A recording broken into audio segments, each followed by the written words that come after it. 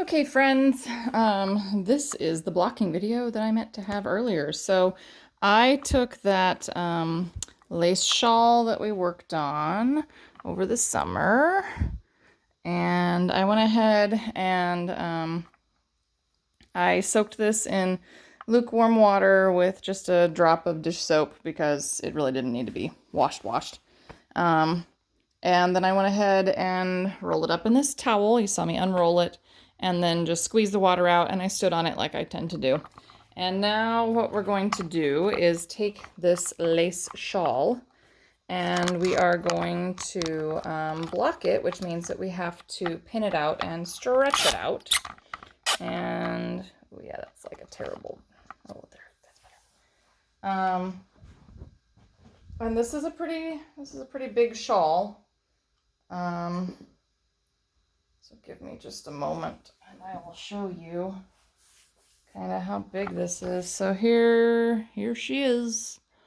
There's a lot of her. There's a lot of her. And I only did the 18 repeats that I specified in my pattern, and there is a lot of her.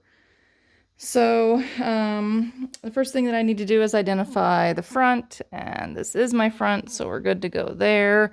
The back would have been really bumpy. This is the back. This is the front. So now that I've identified my front and my back, what I need to do is take my blocking wires and my pins. I have stainless steel T-pins. It's really important that you get stainless steel so that they don't rust. And I'm going to take these, I'm going to thread it through the edging along one side, along the top, and along the two sides, and pin this sucker out. So let me go ahead and stretch it. I am doing this on my carpet, and I did not sweep my carpet, so I may end up with a little bit of dog hair on this. This is a silk and Seacell, which is a kind of naturally derived but man-made or man-spun processed fiber made from seaweed. And yes, I did go ahead and soak it. I did not steam it. You could have steamed this. I chose not to. I chose to fully soak it because that is what I felt. That's what I felt like doing. That's what I felt this one needed. I'm glad that I did because I did have quite a bit of dye exhaust from this. Blue and green is really hard to get totally clean when you're dyeing, when you're washing it. So I'm really glad that I went ahead and put this in a full bath to wash it. And now I'm just sort of like vaguely arranging this because this has kind of an odd shape. This is not straight along that top line because it does have short rows in it, so I need to make sure that I curve this bottom edge a little more and I don't pull that top quite as straight as I would otherwise. So I'm trying to just very gently kind of pull these out and sort of partially arrange them so I can kind of see what's going on. And the next, oops, that was good. I flopped one end up. That's all right. So the next thing I want to do is I just want to lay my blocking wires out and kind of approximate how many I think I will need along each side. And I'm going to guess that I need 3, 3, 1, and 1. And I should have said this before, but I always put my ends in before I block. So that's why that tail's hanging out up there, because I don't snip them off until I'm fully finished blocking. So the next part of this is just taking your wires, and I'll show you a little sample here. I'm just going to run it through the yarn over. I want to use this yarn over. So if you see, I've got this nice big triple yarn over, so I'm going to use this one kind of at the peak, the apex right here of this triple yarn over. I'm going to do that all the way along. So I'm just going to take my wire just like this, and I'll put that in. And now I'm going to pause the video and get this done, and then I'll talk about the top and I'll show you more about that. Okay, so I have all of my blocking wires in, and now I can begin the process of putting the pins in and pulling my wires out. So that's the very next portion of this.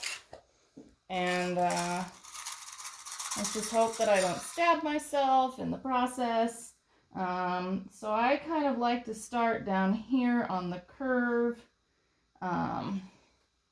And I always try to make sure that my wires cross over here and over here because I want to make sure that they aren't pulling too hard in one direction or another. So I always try to make sure that my wires are crossed on the ends, so I have some overlap when I'm doing my blocking.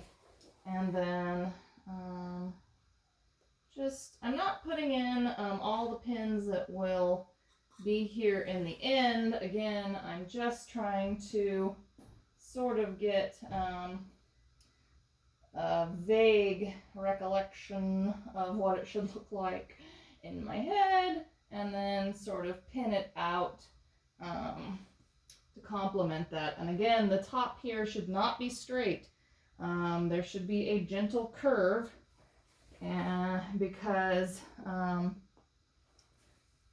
this is a piece that has short rows in it. So I'm just taking my little T-pins. Hopefully you can see, here's my little T-pins. And I'm just putting them around that outside edge. And I'll go back in with a tape measure and double check and make sure that my piece is the same width all the way across when I am kind of done doing this rough block. So I'm going to pause the video again, get this finished, and then I'll show you what it looks like. Okay, so here we have the shawl, and I've put the pins in, and I still need to remeasure. I did some more wiggling down here. I need to remeasure this end, and I need to remeasure that end and just double check and make sure that they're still the same. But it looks pretty good. It's fairly large, but it looks pretty good right now. And it's fairly open. Those triple yarn overs are nice and open. That lattice work is very open. So it's looking pretty good at the moment. And yeah, I'm going to finish sort of just double checking the measurements on it, making sure that it's kind of even at various points all the way across, because it looks like I have one little section that's a little more open here. I need to fix that. It's kind of squished up, not quite as wide as it ought to be. So I can see I have a little bit of work to do, but it looks pretty good. And that's kind of how you block a shawl. I'm going to leave this to dry at least overnight because it is that silk and sea cell mixture. I'll close the door, make sure that the dog and the kids can't get in here. Well, the kid. So, or the cat. The dog, the cat, the kid. Boy, there's just, yeah, you just don't want anything walking on it because there are pins. You don't want anybody to poke themselves with a pin. And then once it's completely dry, then and only then will I snip those tails. So you can see that that tail is still over there in the corner. So anyway, that's just a sort of a quick overview. I've talked about this before. I'm sure I'll talk about it again. But that is, that's the basics of blocking a lace shawl. And like I said, I do need to go back in. I can see I have a little issue right in here. So I need to do a little bit of work here and pull this out and sort of smooth it and fix it so that it dries correctly. So anyway, sorry again about the mix-up with getting this done earlier today, and I'll throw this up on YouTube and then make sure that I share it over to Facebook so that you can check out how to block the shawl. So see you later, guys.